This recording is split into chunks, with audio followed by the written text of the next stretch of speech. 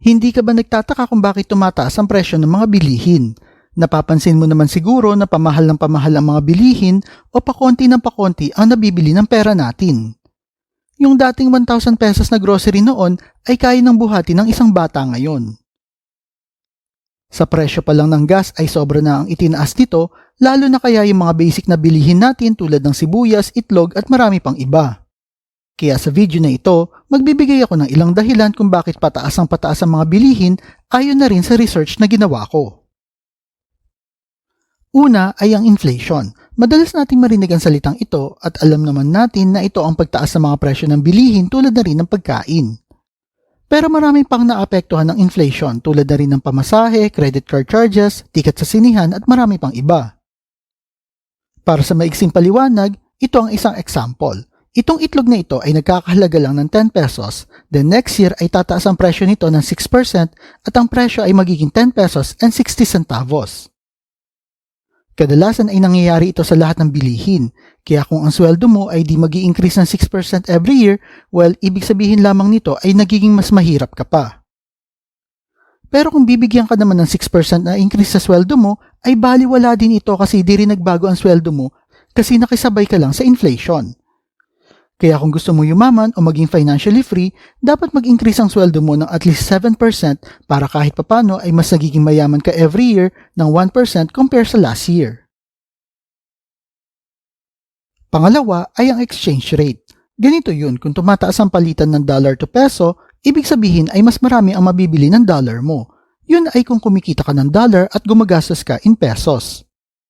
Pero siguro nagtataka kayo, paano ba ito nakakaapekto sa bansa natin? Nasa global market kasi tayo ngayon at maraming items galing sa ibang bansa ang binibili natin gamit ang dollars.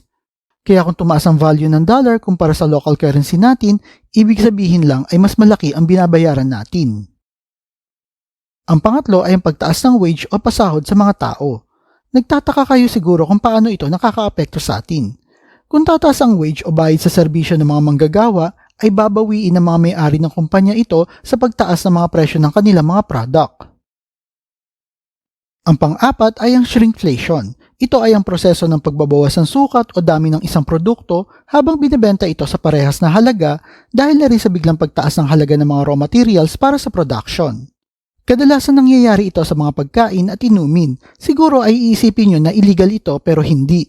Dahil required ang mga company na ilagay sa label nila ang timbang ng bawat produkto nila, kaya isipin mo nga naman kung gagawin ng mga company na itaas ang presyo kaysa bawasan ng timbang, di mas marami ang mas mahihirapang bumili ng mga produkto nila. Ang panglima ay ang hoarding. Ito ang kadalasang diskarte ng mga mayayaman at ibang negosyante. Hoarding ay isang proseso kung saan ang isang individual ay magtatago ng isang mahalagang produkto at di ito ilalabas hanggang sa tumaas ang demand ng produktong ito. Imagine mo na lang noong kasagsagan ng pandemya at may mga taong nag-hoard ng face mask at itatago nila ito hanggang sa magkaubusan ng face mask sa tindahan. Sa kanila ito ilalabas sa mas mataas na presyo dahil alam nila na mataas ang demand ng produktong ito. Ang pang-anim ay ang demand pool. Nangyayari ito kapag tumataas ang demand ng isang bagay. For example na lang ay tuwing magpapasko ay tumataas ang demand ng spaghetti sauce para panghanda sa holiday. Basically ay maraming tao ang bumibili ng mga produkto tulad ng spaghetti sauce pero ang supply nito ay same pa rin o di sapat kaya ang presyo nito ay tumataas at magiging available na lang ito sa mga taong kaya itong bilhin. Ang pangpito ay ang cost push. Ang cost push inflation ay nangyayari kapag ang mga producer ay nagbabayad ng malaking halaga para makuha ang mga raw material panggawa ng kanilang mga produkto at ipapasa nila ito sa mga consumer sa mas mataas na halaga. Malaking factor ng cost push inflation ay yung mga natural calamities. For example na lang ay kung company ka na gumagawa ng pineapple juice at ang raw material mo syempre ay pinya na galing sa isang company. Yun nga lang dahil sa sakuna na dulot ng bagyo ay nasira ang kanilang mga taniman kaya naapektuhan din ito ang supply ng pinya. At dahil konti na lang ang pinya na kaya nilang isupply, para kumita ay tataasan nila ang presyo ng pinya.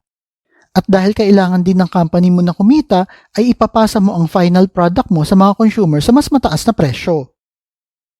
Kaya next time na pumunta ka sa supermarket o sa kung anumang grocery store, huwag kang maging abnoy at sisihin ng mga merchandiser at mga cashier sa pagtaas ng mga presyo ng mga bilihin. Ikaw ba, ano ang mga reason na tingin mo na dumadagdag pa sa pagtaas sa mga presyo ng bilihin? Type mo naman sa comment section below. At kung mahilig kayo sa videos tungkol sa pera, motivation na business, like and share nyo lang ang video na ito at kita-kita po ulit tayo sa susunod na video.